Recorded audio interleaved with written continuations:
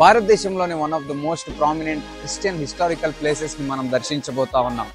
యేసు ప్రభు 12 మంది శిష్యుల్లో ఒకడైన తోమా భారతదేశంలోకి వచ్చి పరిచర్య జరిగించి మందిరమును స్థాపించి హతసాక్షిగా మారి సమాధి చేయబడిన ప్రదేశములను మనం దర్శించబోతా ఉన్నాం. Let's go.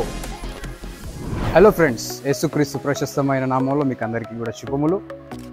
అపోస్తులైన తోమా పరిచర్య జరిగించిన ప్రదేశంలో ఒక ప్రదేశము లిటిల్ మౌంట్కి మనం వచ్చి ఉన్నాం.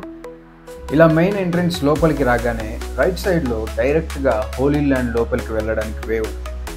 ఈ హోలీ ల్యాండ్ అనే ప్లేస్లో అపోస్తులైన తోమా సుమారు 13 సంవత్సరములు ప్రార్థనలో గడుపుతూ పరిచర్య చేస్తూ అద్భుతములు చేయటం మనం చూస్తాం. అయితే ఈ స్ట్రైట్ వేలో వెళ్తే మనం అన్ని ప్లేసెస్ సీక్వెన్స్లో చూడొచ్చు.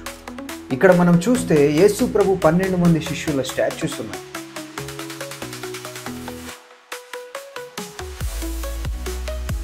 ఇప్పుడు మనం లిటిల్ మౌంట్లో ఉన్న ప్లేసెస్ అన్నీ క్లియర్గా చూస్తూ చాలా విషయాలు తెలుసుకోబోతా ఉన్నాం. So let's explore this amazing place.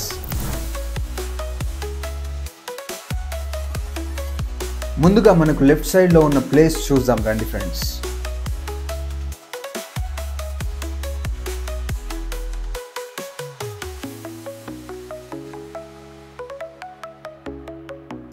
ఇక్కడ మనం చూస్తే సెయింట్ థామస్ మన ఇండియన్స్కి సువార్త ప్రకటిస్తున్న సినారియోని డిపిక్ట్ చేశారు.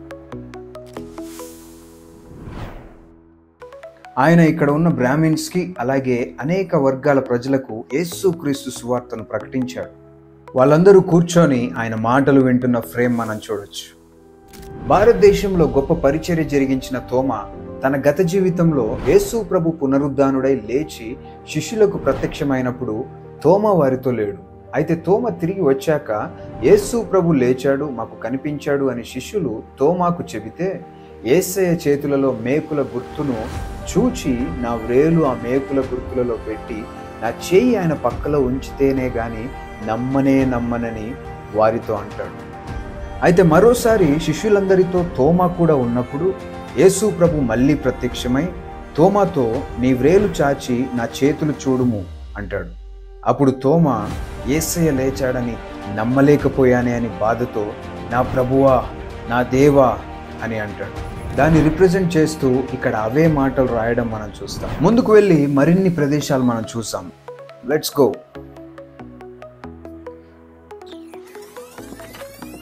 ఇలా స్ట్రైట్గా వస్తే మనకి ముందుగా పెద్ద పిల్లర్ మనకు కనిపిస్తుంది, చూసారా? చాలా చాలా హైట్ ఉంది. ఇది మొత్తం కూడా స్టోన్ తోటి చేయబడిందని ఇక్కడ ఉన్న వాళ్ళు తెలియపరిచారు. దీన్ని పిల్లర్ ఆఫ్ ఫెయిత్ అంటారంట. దీంట్లో 3 పార్ట్స్ ఉన్నాయి. త్రీ స్టోన్ అంటే 3 స్టోన్స్ని కలపడం మనం చూస్తూ ఉన్నాం. దానికి రిప్రజెంటేషన్ వాళ్ళు ఏం చెప్తున్నారు అంటే తండ్రి కుమార పరిశుద్ధాత్మ అంటే 3 స్టోన్స్ని కలిపి నిలబెట్టి ఒక పిల్లర్ లాగా వాళ్ళు ఏర్పాటు చేయడం. చాలా హైట్ ఉంది. పిల్లర్ ఆఫ్ ఫెయిత్ అని దీన్ని పిలుస్తూ ఉంటారు. Let's go. ఇంకొన్ని ప్లేసెస్ మనం ఎక్స్ప్లోర్ చేద్దాం. ఇప్పుడు మనము తోమా ఇక్కడ పరిచర్య చేస్తున్న 13 సంవత్సరాలు ప్రార్థనలో దేవునితో సమయం గడపడానికి ఉపయోగించిన గుహను చూడబోతా ఉన్నాం. సరిగ్గా గుహపైనే 1551 ADలో ఇప్పుడు మనం చూస్తున్న ఈ చర్చ్ పోర్చుగీస్ ద్వారా నిర్మించబడింది. థామస్ ప్రార్థన చేసుకున్న ప్రదేశము కేవ్, ఆ గుహను మనం చూద్దాం. Let's go.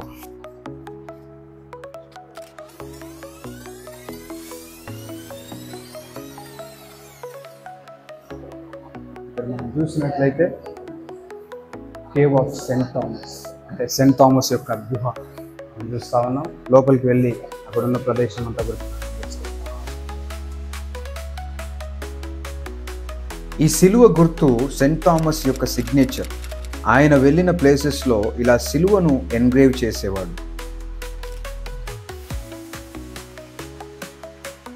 చుట్టూ మనం చూస్తే ఇదంతా రాక్, ఇదంతా ఒక కొండ గుహలోని ప్రదేశం. ఆయన ప్రార్థన చేసుకోవడానికి ఈ ప్లేస్కి వచ్చేవాడు. ఈ ప్లేస్లో తోమా ప్రార్థన చేసేవాడు. అటు మోకరించి ఇటు ఈ రాయి పైన చేతులుంచి ప్రార్థన చేసేవాడని చెబుతున్నారు. క్రైస్తవుని జీవితంలో ప్రార్థన అనేది చాలా ప్రాముఖ్యమైన పాత్ర వహిస్తుంది. యేసు ప్రభు తన శిష్యులకు ప్రార్థన నేర్పించడమే కాదు కానీ ఆయన కూడా ఎక్కువగా ప్రార్థనలో సమయం గడపడం మనం చూస్తాం. మనమందరం కూడా ప్రార్థనలో బలపడి దేవునితో సహవాసం కలిగి ఉండటం దీవెనకరం. 1వ శతాబ్దంలో మైలాపూర్ను పరిపాలించిన కింగ్ మహదేవన్ తోమా వల్ల ఆయన రాజ్యాధికారానికి ఆటంకం కలిగే అవకాశం ఉండొచ్చని తోమాను చంపడానికి సైనికులను పంపించాడు. సైనికులు ఈ గుహ దగ్గరికి వచ్చినప్పుడు తోమా ఈ గుహలో నుండి తప్పించుకోవడానికి అద్భుత రీతిలో గుహ వెనుక వైపున ఒక చిన్న మార్గం ఓపెన్ అయింది. దాంట్లో నుండి ఆయన తప్పించుకోవడం జరిగింది. ఇప్పుడైతే ఆ చిన్న మార్గాన్ని ఐరన్ గ్రిల్తో క్లోజ్ చేశారు. వచ్చిన వాళ్ళు ఎవరైనా అది ఎగ్జిట్ అనుకొని దూరుతారనో ఏమో మరి. పదండి ఫ్రెండ్స్, తర్వాత ఉన్న ప్లేసెస్ కూడా ఎక్స్ప్లోర్ చేద్దాం. ఈ ముందు వైపు ఒక బ్యూటిఫుల్ చర్చ్ బిల్డింగ్ మనం చూడొచ్చు. ఈ బిల్డింగ్ సర్క్యులర్ షేప్లో డోమ్ ఆకారంలో ఉంది. సరే, లోపలికి వెళ్ళి ఎట్లా ఉందనేది ఒకసారి చూద్దాం.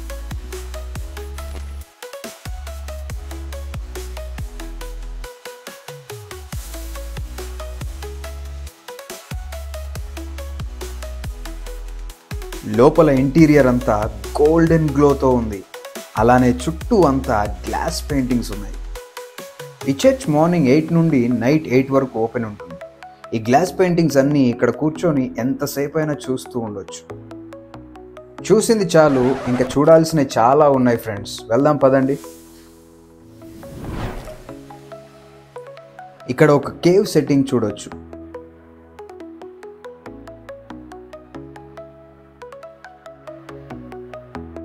పదండి, ఇంకా చాలా ప్లేసెస్ ఉన్నాయి, అవి కూడా చూద్దాం.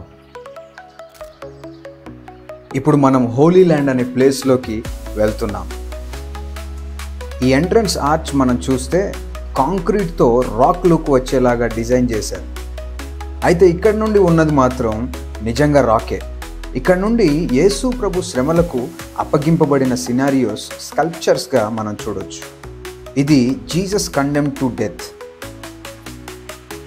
అంటే యేసు ప్రభుకు మరణశిక్ష విధింపబడటం. సెకండ్ది జీసస్ క్యారింగ్ హిస్ క్రాస్, అంటే యేసు ప్రభు సిలువను మోస్తున్న దృశ్యం.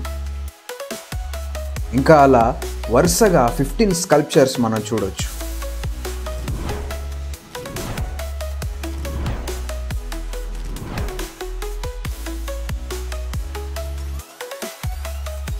నా వెనుక మీరు చూస్తున్న స్టేజ్ అవుట్డోర్ మీటింగ్స్కి యూజ్ చేస్తారు. పక్కన చూస్తే ఇంకొక చాపెల్ ఉంది. దీని పేరు chapel of the holy cross. అది కూడా మనం ఇప్పుడు ఎక్స్ప్లోర్ చేయబోతున్నాం. ఇది ఎంట్రన్స్.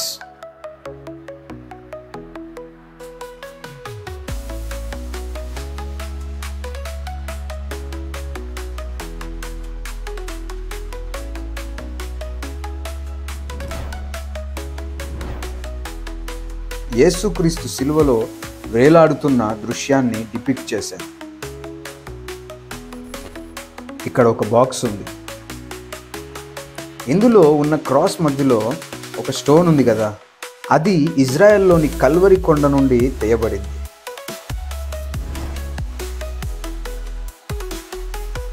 కింద ఒక ప్యూర్ గోల్డ్ ఆర్నమెంట్ ఉంది. ఈ బాక్స్కి ఇప్పుడున్నలాగా ఇంతకుముందు సీల్ లేదంట. ఒకసారి ఒకతను వచ్చి గోల్డ్ ఆర్నమెంట్ని దొంగిలించబోయాడంట. అప్పటి నుండి దీన్ని సీల్ చేసేసారు. అక్కడ యేసు ప్రభువును సిలువ వేసిన దృశ్యాన్ని చూసాం కదా, పక్కన యేసు ప్రభు దేహాన్ని ఉంచిన దృశ్యాన్ని మనం చూడొచ్చు.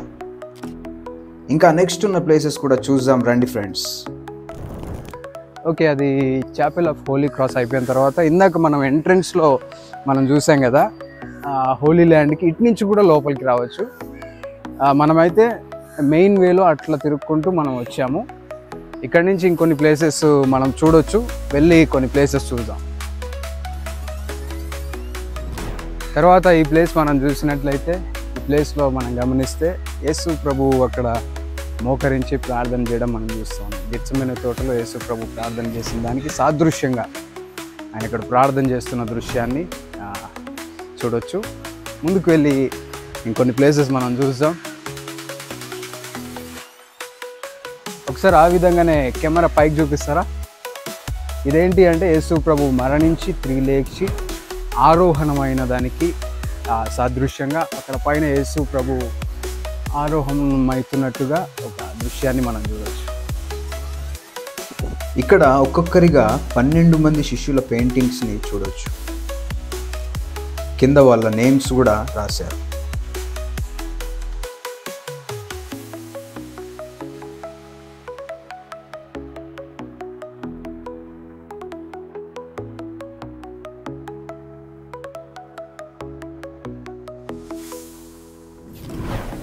శాంక్చురీ ఆఫ్ సెయింట్ థామస్ చూద్దాం రండి.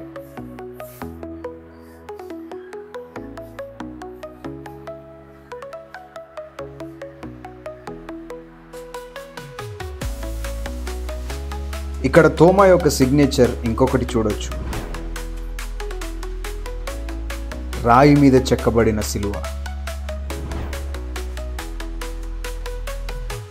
అదేవిధంగా ఇక్కడ 2 బండల మధ్యలో ఒక 6 ఫీట్ లోతులో నీటి ఊట ఉంది.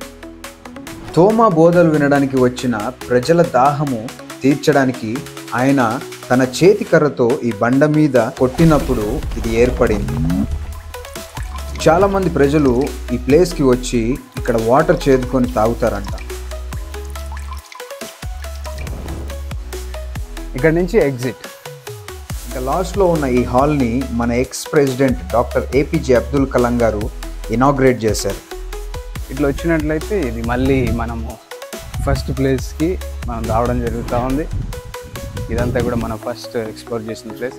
రాబోయే వీడియోస్లో సెయింట్ థామస్ మౌంట్లో తోమాను బల్లలతో చంపిన ప్లేస్, అక్కడ ఉన్న మ్యూజియం, చర్చ్ బిల్డింగ్, అలాగే శాంతోమ్ బసిలికాలో ఉన్న సమాధి, మ్యూజియం, చర్చ్ బిల్డింగ్ కూడా మనం చూడబోతా ఉన్నాం. సో మీకు అందరికీ కూడా ఈ వీడియో నచ్చిందని ఆశిస్తూ ఉన్నాము. ఒకవేళ ఈ వీడియో మీకు నచ్చినట్లయితే మీ ఫ్రెండ్స్తో, ఫ్యామిలీస్తో ఈ వీడియోని షేర్ చేయవలసిందిగా ప్రేమతో మనవి చేస్తూ ఉన్నాం. అదేవిధంగా లైక్ చేయండి, సబ్స్క్రైబ్ చేయండి, కామెంట్ చేయవలసిందిగా మనం చేస్తాం. God bless you.